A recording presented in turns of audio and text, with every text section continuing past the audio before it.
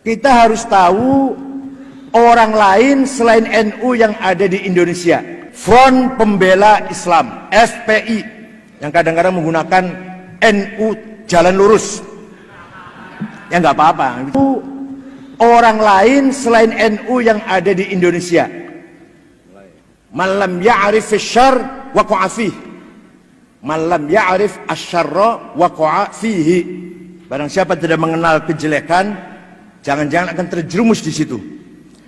Pertama, A, gerakan tarbiyah. Gerakan tarbiyah ini dimulai dari para pelajar, mahasiswa mengkaji kitab-kitabnya Hasan al-Banna, Said Qutb, Said Ramadan, Syekh Yusuf Qaradawi, diperkuat oleh lulusan-lulusan Al-Azhar, pola pikir, cara berpikir Ikhwan Muslimun, dan terakhir tarbiyah ini resmi masuk menjadi underbownya partai PKS. Yang harus tahu saja ini. Yang kedua, Jamaah Tabligh wal Khuruj, yang kalau Jawa Timur di Temboro Magetan, almarhum Kiai Uzairon. Enggak, ini belum tentu kalau saya ceritakan itu jelek loh ya, tapi kita harus tahu di luar NU ada siapa-siapa. Yang ini yang belum banyak orang tahu saja. Jamaah Tabligh Khuruj berasal dari India. Pendirinya namanya Syekh Muhammad Ilyas Kandahlawi. Dia menyerukan dan memulainya dengan cara bepergian bersama ke daerah-daerah yang ada kaum musliminnya, serta mereka tidur di masjid-masjid atau rumah para pemuka agama di daerah tersebut. Semua orang Islam harus pernah dalam hidupnya khuruj, keluar minimal 4 bulan. Kalau sudah 4 bulan, mau terus khuruj boleh, mau tidak juga boleh. Itu wajib khuruj itu minimal 4 bulan. Yang dibaca kitab Fadhailul A'mal. C. Hidayatullah. Hidayatullah didirikan atau dimulai oleh seorang yang namanya Abdullah Said, mantan dari anggota DITII. Abdullah Said mendirikan Hidayatullah di Balikpapan, Kalimantan Timur, dan di Jakarta juga didirikan dengan ketuanya Abdurrahman. Sejak tahun 70-an, Hidayatullah berkembang dan sekarang sudah ada 140 cabang, dan mereka mendeklarasikan sebagai ormas Islam di tahun 2000. Ini agak keras sedikit. D. Grup Mujahidin. Grup Mujahidin adalah istilah yang dipakai oleh kelompok alumni Afghanistan. Jadi ketika Pak Presiden Habibie jadi presiden, memberikan ampunan kepada pelarian-pelarian politik, silahkan pulang, bebas, tidak ada sanksi hukum. Dan ini mereka itu aidina ilal bilad, pulang semua ke tanah air kita ini, dan menjadikan penyakit yang luar biasa, terjadi bom Bali dan bom di mana-mana. Mereka adalah kharijin Afghanistan. Alhamdulillah, bukan Quran di Boyo, alhamdulillah. Nah, yang terkenal adalah ketika berkumpul di Jogja, resmi berdiri Majelis Mujahidin, diketuai oleh Gus Abu Bakar Ba'asyir, yang jenggotnya panjang itu. Dan biasanya orang kalau berjenggot tidak cerdas. Orang cerdas nggak berjenggot. Kiai Ma'ruf Amin nggak berjenggot, Gus Dur, Pak Nur Khalis Majid nggak berjenggot, Pak Nuh nggak berjenggot. Orang cerdas semuanya.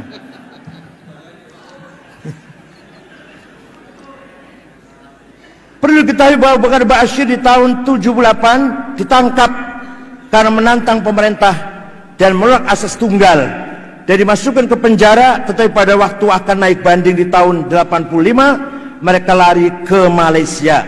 Abu Bakar Ba'asyir ditangkap dengan temannya yang bernama Abdullah Sungkar. Well, itulah kita tahu. E. Front Pembela Islam, FPI, yang kadang-kadang menggunakan NU jalan lurus. Ya nggak apa-apa, silakan aja pakai nama. Front Pembela Islam. Front Pembela Islam berdiri tahun 97 atau di awal 98. Tidak tahu siapa yang sponsori, tetapi bersamaan dengan adanya PAM Swakarsa yang waktu itu bermarkas di Masjid Istiqlal, gerakan-gerakan yang akan menggagalkan sidang umum MPR dan DPR. Tetapi ada lagi satu versi lain yang mengatakan bahwa asal mula terbentuknya Front Pembela Islam setelah terjadi kerusuhan di Jalan Gajah Mada di Jakarta, dan juga ada lagi katanya dibentuk oleh beberapa orang dari militer. F. Hizbut Tahrir, HTI. Kita harus tahu juga Hizbut Tahrir Hizbut Tahrir adalah bahasa Arab dari Partai Pembebasan atau Kemerdekaan. Hizbut Tahrir didirikan tahun 52 oleh Taqiyuddin An-Nabhani di kota Haifa di Palestina. Taqiyuddin An-Nabhani mendirikan Hizbut Tahrir untuk kemerdekaan Palestina. Waktu itu tidak banyak orang merespon kegiatan tersebut. Juga pada waktu itu kota Haifa masih berada di bawah kerajaan Jordan, sehingga mereka mulai bergerak di dunia Arab, misalnya di Mesir, Lebanon, dan sebagainya. Di Hizbut Tahrir di Mesir, Hizbut Tahrir ditolak, tidak diakui. Begitu pula kita tidak tahu kapan berubahnya Hizbut Tahrir. Kegiatannya berubah menjadi dari pembebasan Palestina menjadi berubah bermaksud mendirikan khilafah. Awal mulanya berdiri targetnya hanya memperjuangkan kemerdekaan Palestina. Sekarang sudah berubah iqamatul khilafah, ingin mendirikan Khalifatul Muslimin, Amirul Mukminin. Entah kapan itu mulai berubah itu. Ada seorang namanya Abdul Qayyum memulai gerakan kekhalifahan tersebut dengan menerbitkan buku-buku tentang ekonomi di zaman khalifah. Ketika zaman Abu Bakar, Umar, Uthman, Ali, Abdul Aziz, ekonomi yang maju, masyarakat sejahtera, maka Indonesia kalau ingin, atau kita umat Islam kalau ingin sejahtera, harus kembali pada sistem khilafah. Walhasil itulah Hizbut Tahrir. Hizbut Tahrir mendapat surat keterangan terdaftar dari Kementerian Dalam Negeri kita, dan katanya Kementerian Dalam Negeri mendapat rekomendasi dari Kementerian Agama dalam mengeluarkan surat keterangan terdaftar tersebut. Ini banyak sekali kalau dibaca, singkat-singkat saja. G.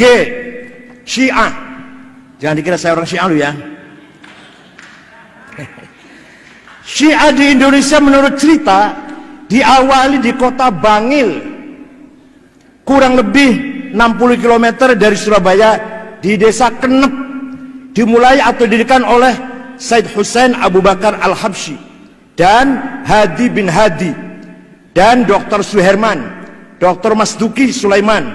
Mereka mendirikan YAPI, Yayasan Penyiaran Islam. Pada mulanya yayasan tersebut betul-betul menyiarkan Islam, tetapi setelah Hadi bin Hadi, Dr. Masduki, Dr. Suherman keluar dari yayasan, maka Said Hussein Abu Bakar Al-Habsyi mengikuti ajaran Syiah. Disinilah mulanya pergerakan Syiah, dan ini pada tahun 50-an. Hussein Abu Bakar Al-Habsyi aslinya dari ormas Islam yang didirikan di tahun 1904 yang namanya Jam'iyah Khairiyah. Sampai hari ini YAPI masih ada di kota Bangil dan membuka sekolah-sekolah di sana, dan mereka itu juga membuka sekolah di Bondowoso, Jawa Timur. Hussein Abu Bakar Bashir pernah duduk di konstituante di Partai Masyumi. Yayasan-yayasan, banyak sekali yayasan Syiah. Walhasil Syiah juga bahaya, hanya belum darurat. Kalau Wahabi sudah darurat, kalau Syiah baru harus diwaspadai. Kalau kuat bahaya.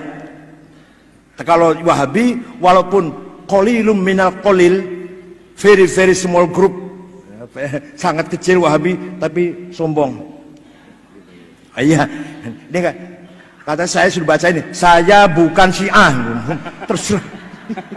Orang Jogja, Yayasan Fatimah di Batu Ampar, Condet, Yayasan Al-Jawad di Bandung juga, Geger Kalong, IPABI, Ikatan Pemuda Ahlul Bait Indonesia di Bogor, Madinatul Ilmi di Depok, Yayasan Iman di Fatmawati Jakarta, Yayasan Ilmu Al-Muntadhor di Pekalongan, Ahmad Barogbah. Tokoh-tokoh Syiah, tokoh Syiah di Pekalongan, Ahmad Muhammad Barogbah, dan banyak sekali nih, banyak sekali tokoh-tokohnya. Pokoknya singkat saja, itu ini apa perlu disebarkan? Ya, nanti kopi nanti ya, oke. Walhasil banyak banget ini yayasan-yayasan.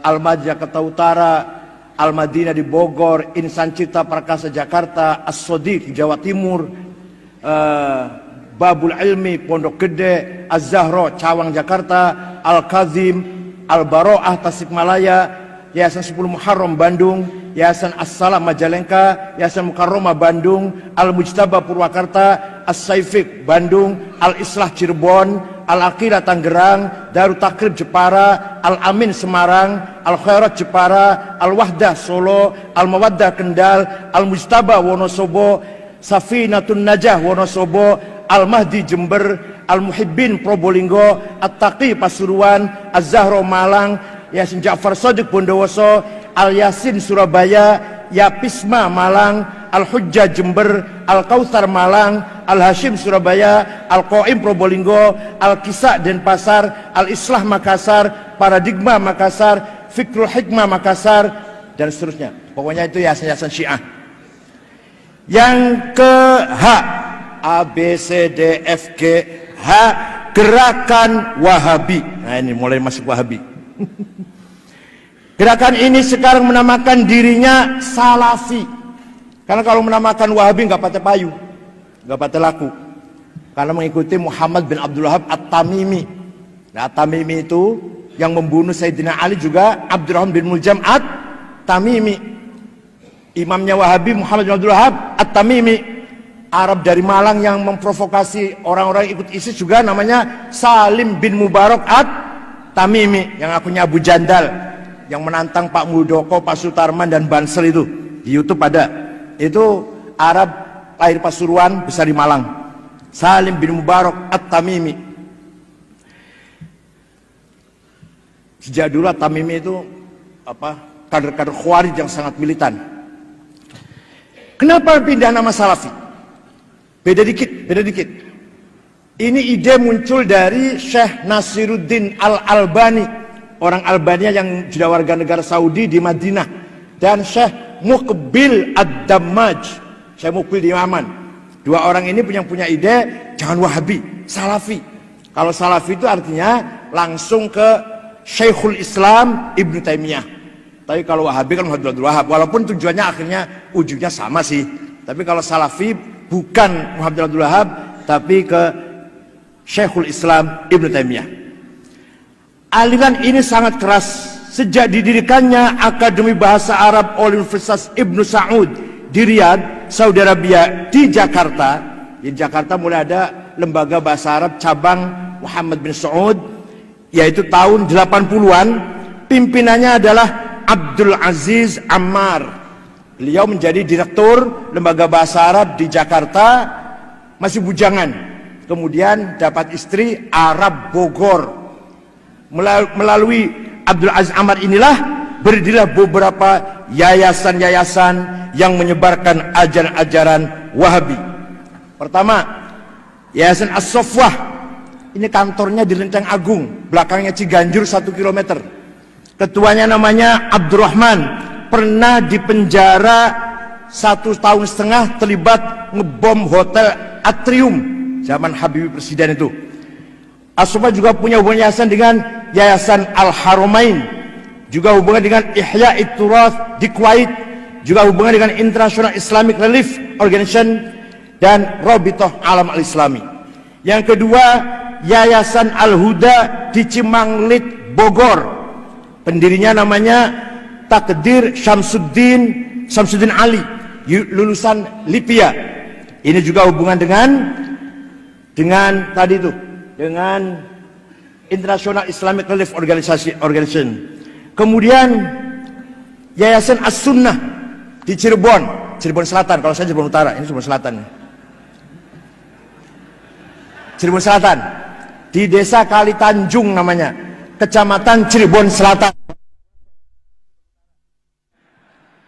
Ini didirikan oleh seorang bernama Taharoh, Muhammad Taharoh, dan sekarang termasuk pusatnya pengkaderan radikal di Cirebon. Alumninya 3 orang. Satu namanya Saifuddin, ngebom Masjid Polresta Cirebon. 2, Sarifuddin, dari desa Manis Selor, kecamatan Jalaksana, Kuningan, ngebom Ritz-Carlton yang bawa pot bunga masuk ke hotel, di dalamnya ada bom. Yang ketiga, Ahmad Yusuf ngebom gereja Bethel di Solo. Itu tiga-tiganya dari Cirebon Selatan. Betul, Selatan, enggak. Kalau saya utara. Sampai sekarang masih ada Yayasan As-Sunnah ini di Kali Tanjung, tapi pecah di dalamnya antara Salim Bajri dengan Umar Baswed. Umar Baswed lebih keras lagi daripada Salim Bajri. Saya tahu persis di Cirebon, dananya dari mana? Dari Yusuf Ba'isa dan dari Khalid Bawazir yang memiliki sarung cap mangga. Tapi TV 9 rupanya dapat dari situ juga. Sering iklan sarung cap mangga ya apa? Rupanya dari situ juga. Ya nggak apa-apa lah, itu bisnis. Yayasan Taif Mansurah. Yayasan ini ada di Jawa Timur, memakai alamat di Kota Kediri. Gus Kafabi di Kota Kediri, PO Box 182, nomor telepon 0354394947 di Kota Kediri. Direkturnya namanya Masruhin Sahil di Kota Kediri. Kemudian Yayasan Dakwah Islamiyah, ketuanya namanya Cecep Romi Hidayat di Rangkas Bitung, Banten. Kemudian Yayasan Wihda Islamiyah. Yayasan ini dibangun oleh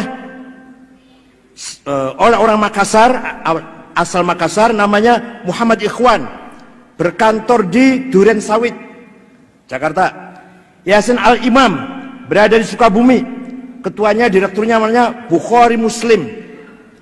Yayasan Darun Najwa di Jakarta Timur, di Kebonanas, Jalan Setia. Ini juga berhubungan dengan Yayasan Al-Haramain yang ada di Saudi Arabia. Yayasan El Data, ketuanya namanya Yusuf Harun. Yayasan Markaz Al-Faruq, ketuanya namanya Mamduh Farhan Bukhari, dibantu oleh Amin Rojab Arab Bondowoso. Amin Rojab itu kalau nggak tahu, itu alamatnya di Jalan Danau Toba, Jember. Itu barangkali yayasan-yayasan Wahabi yang harus kita ketahui. Tapi sekarang akhir-akhir ini beberapa yayasan yang saya sebut tadi sudah mulai di internalnya sendiri sudah mulai konflik.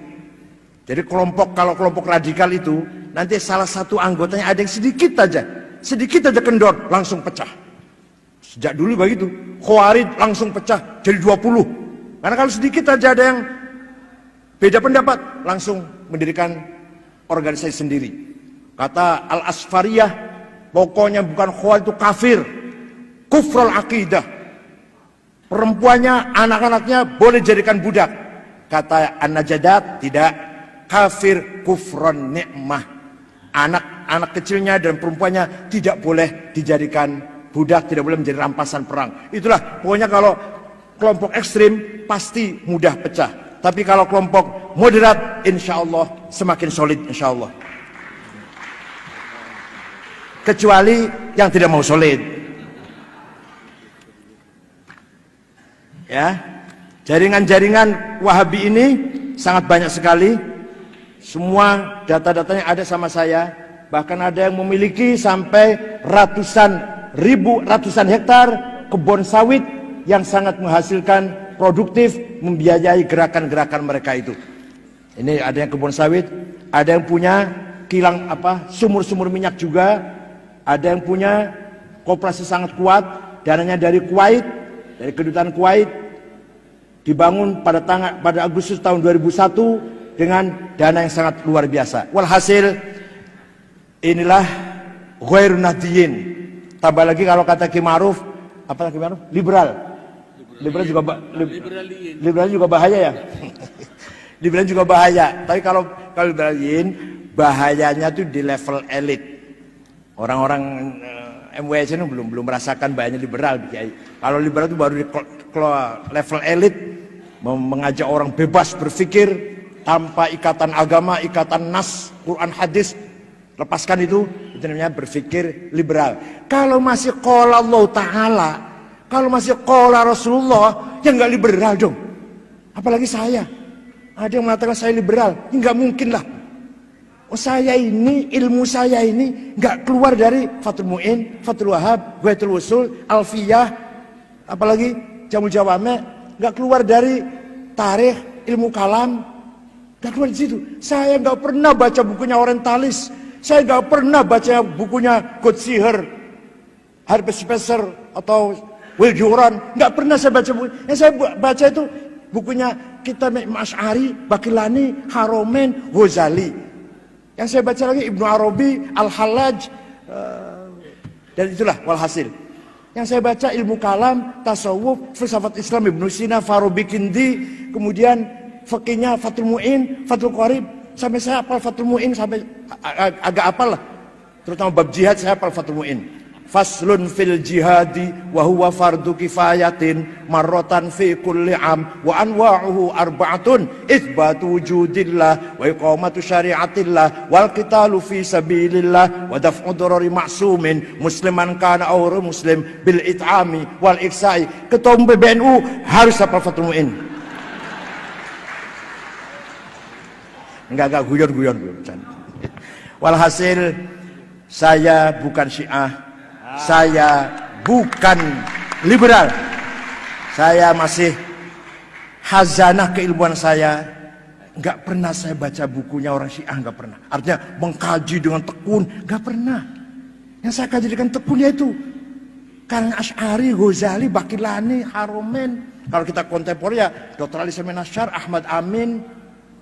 Itulah beberapa tokoh Islam luar negeri SMS ke saya mengucapkan selamat Muktamar NU dengan tema Islam Nusantara. Bahkan adik iparnya mantan Perdana Menteri Inggris Tony Blair, adik istrinya datang ke PBNU ingin tahu tentang apa itu Islam Nusantara. Perempuan sudah tua. Jangan dikira udah tua. Malah saya waktu itu akan makan warteg terong dan ikan asin, ikut makan. Katanya enak sekali katanya terong dan ikan asinnya. Itu adik ipar Tony Blair namanya Lauren Ruth.